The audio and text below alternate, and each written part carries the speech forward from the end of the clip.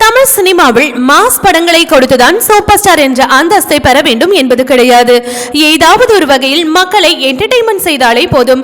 காலம் கடந்து மக்கள் மனதில் நிலைத்து நிற்க முடியும். அப்படி மக்கள் மத்தியில் தனக்கென தனி இடம் பிடித்தவர் தான் பவர் ஸ்டார் ஸ்ரீனிவாசன்.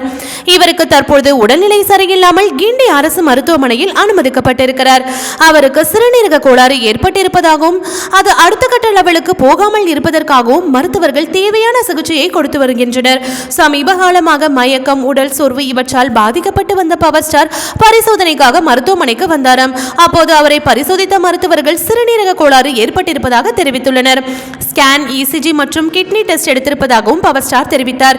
மேலும் ஏன் தனியார் மருத்துவமனைக்கு செல்லாமல் அரசு மருத்துவமனைக்கு வந்தேன் என்பதை பற்றியும் கூறினார் பவர் ஸ்டார்.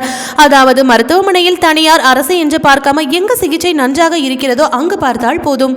அதுவும் ஸ்டாலின் ஆட்சியில் இந்த மருத்துவமனை மிக சிறப்பாக செயல்பட்டு வருகிறது. சிகிச்சையும் நன்றாக இருக்கிறது என்று தெரிவித்திருந்தார்.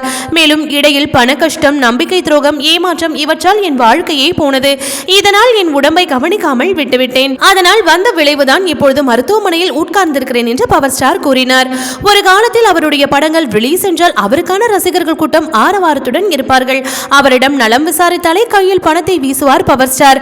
ஆனால் அவருக்கு இப்படி ஒரு நிலைமை எனும் போது பரிதாபமாகத்தான் இருக்கிறது. இது போன்ற சினிமா மற்றும் சீரியல் தொடர்பான செய்திகளை காண சினி டைம்ஸ் சேனலை மறக்காம சப்ஸ்கிரைப் பண்ணுங்க.